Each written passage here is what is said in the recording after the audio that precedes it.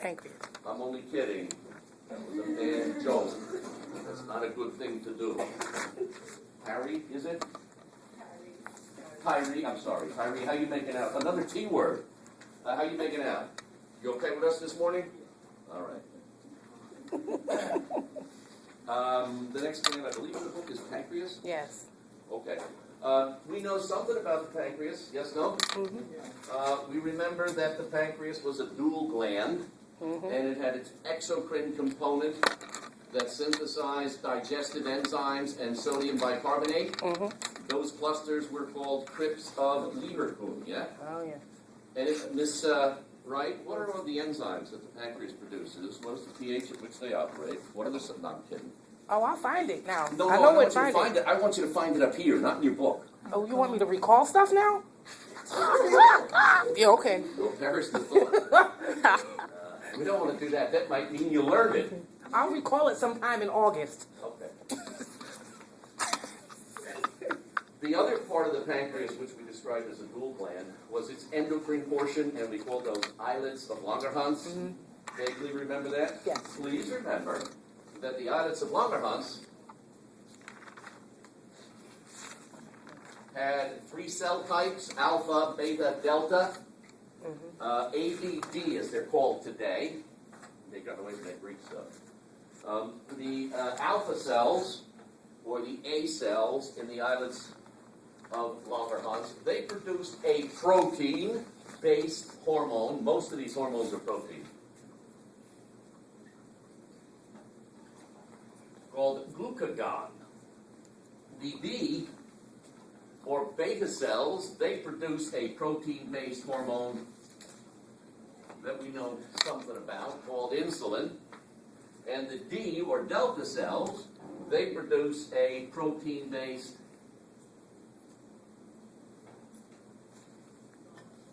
hormone called somatostatin. Does anybody recall what insulin does? It allows glucose to be absorbed by the cells. There you go, very good. What insulin does is increase the absorption of glucose into the cells and liver. Oh, yeah. Does it? Oh, yeah. Doesn't the absorption of insulin in the liver, doesn't that constitute the process of glycogenesis? Yes. Yeah, so it stimulates glycogenesis. It moves sugar into cells and stimulates glycolysis. Yes? So insulin is telling us to use sugar for energy, yes? So it's discouraging the breakdown of stored sugar. So while it stimulates glycogenesis, it's inhibiting glycogenolysis, and it's inhibiting the use of alternate compounds for it. That's amazing. It's inhibiting gluconeogenesis. Isn't gluconeogenesis the mobilization of alternate non-carbohydrate, blah, blah, yes? So that's what insulin does. What does insulin do to blood sugar levels? Lowers blood sugar levels, right. Homeostasis, hormones, antagonistic. Ladies and gentlemen, antagonistic to insulin is a hormone released by the alpha cells from the islets of Langerhans. This hormone is called the glucagon. It does pretty much the opposite of what insulin does. Watch, watch. After you've raised your blood sugar levels, insulin tries to move sugar out of the blood to lower the levels, yes? If levels drop too low, if after 3 hours you've used up all the stored glycogen, during those 3 hours you're needing release of sugar, yes? As your blood sugar level drops, glucagon is released, and glucagon calls for the release of sugar from the liver to raise blood sugar levels. So glucagon stimulates glycogenolysis. Glucagon stimulates gluconeogenesis. Glucagon inhibits glycogenesis. It prevents the stuff from going into storage. It stimulates pulling it out of storage. It stimulates mobilizing other sources for energy. Glucagon is the opposite of insulin. Glucagon serves to raise blood sugar levels. Yes, no? The release of these two antagonistic hormones is based in and the result of variations of blood sugar levels. If there's a lot of sugar in the blood, insulin's released to lower blood sugar. If there's not a lot of sugar in the blood, glucagon is released to raise blood sugar levels. Yes, no?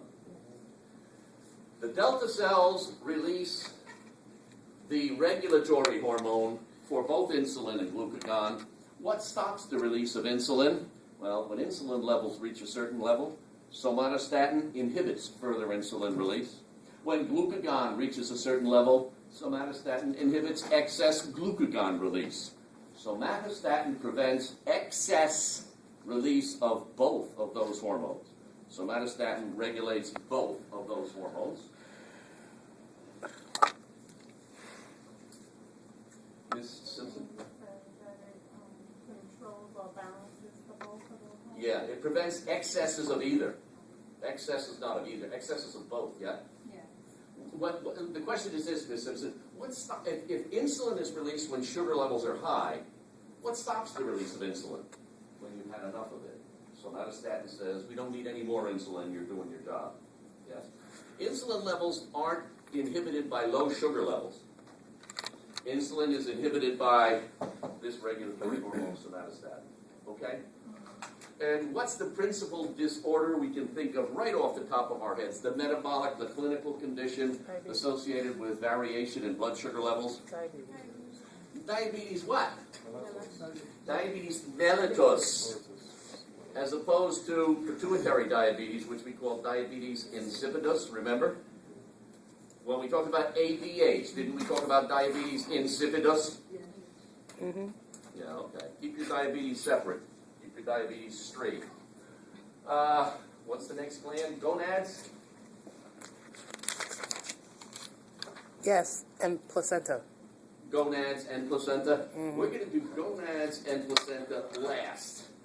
The next structure I think referred to is, because I want to tie it into reproduction, which is our next topic. Thymus gland? That's it. After gonads, isn't it thymus? No. On the chart it is, but not in the book. Not like in the book. Well, we're doing thymus anyway. Alrighty.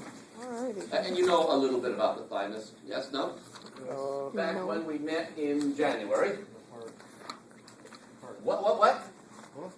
Go ahead, Mr. Poole. You were saying? Well, she was looking at this, I was saying the heart. Right there at the heart, right?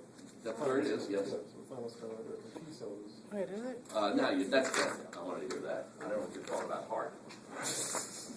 Where's it located? Yeah, The thymus gland is located within the mediastinum. It's a lymphoid gland. It envelops the trachea. Physically, it's situated just superior to the heart in the mediastinum. Yeah? The thymus gland is very active in young people. The thymus gland does its peak and maximum work between the ages of 1 and 6 or 7. After 7 years of age, the thymus gland starts to go on to a maintenance level of activity.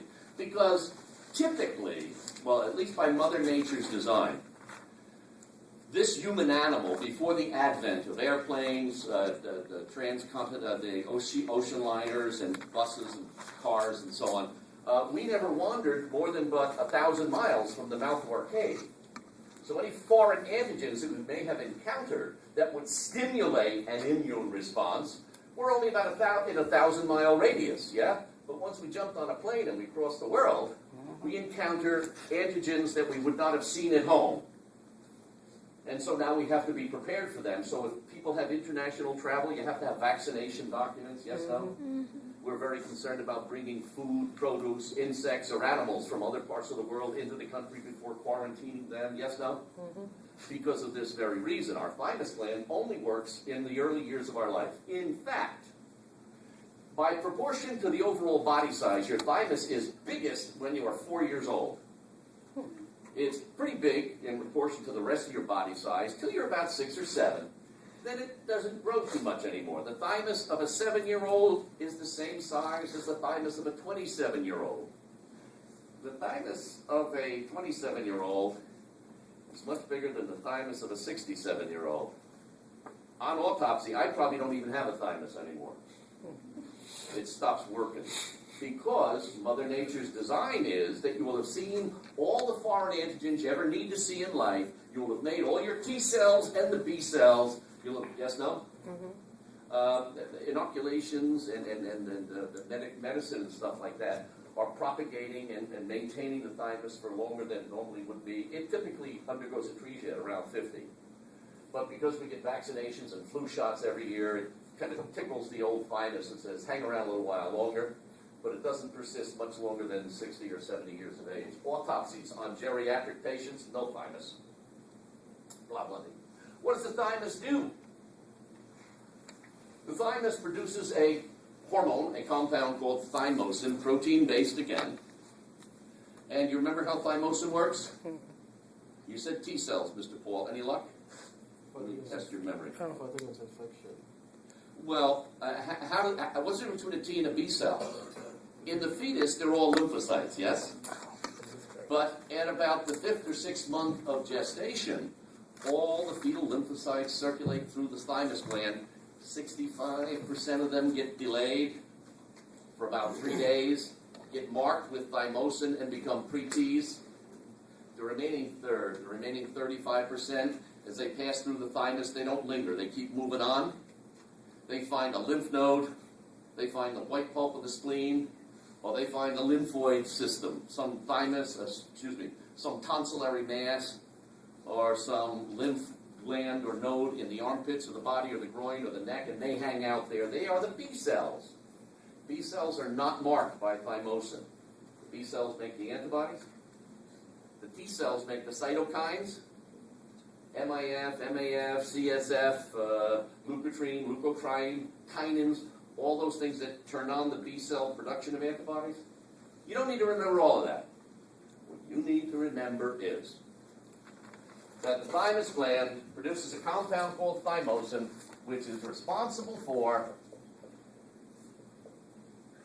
the activation, what do they call it?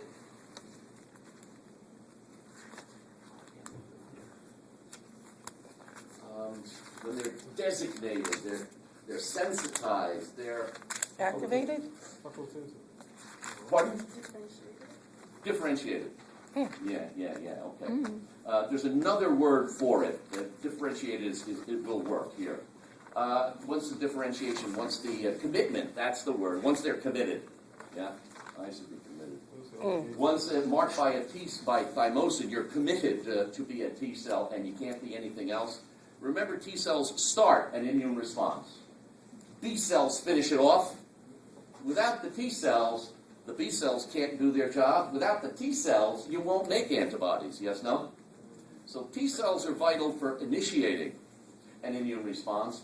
And the unfortunate circumstance of life is that some individuals are born with insufficient amounts of thymosin, inactive forms of thymosin, underdeveloped thymus glands, one or any of those possible combinations, render the individual incapable of mounting an adequate and appropriate immune response. So people with underactive thymus glands, low thymosin levels, they're susceptible to all kinds of disease and infection that you and I are fighting off right now in this classroom. So they're immunologically compromised. These kids get sick at anything, yeah? They have to live in a bubble. They have to live in a sterile environment because even the slightest of things that you and I encounter, touching a doorknob and then rubbing our nose, we manage to survive throughout it. Thymus gland. Okay. I'm going to do this a little bit out of sequence. There's another heading in this chapter in the text. It's called Other Endocrine Sources. What that means is, aside from these very distinct endocrine glands that I've just named for you, there are other organs in the body that produce hormones which are not typically called endocrine glands. Can anybody think of one or two or three or four? Does your stomach produce a hormone? It produces gastrin, Oh, yeah. but it's a digestive organ, primarily, yes, no? Doesn't your duodenum produce hormones? Mm-hmm.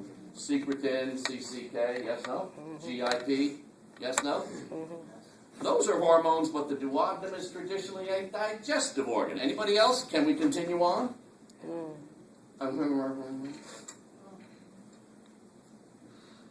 You're lucky. Anybody else? How about the hypothalamus? CRF, TRF, MRF? No? Okay, wait a minute. What was that? Doesn't your hypothalamus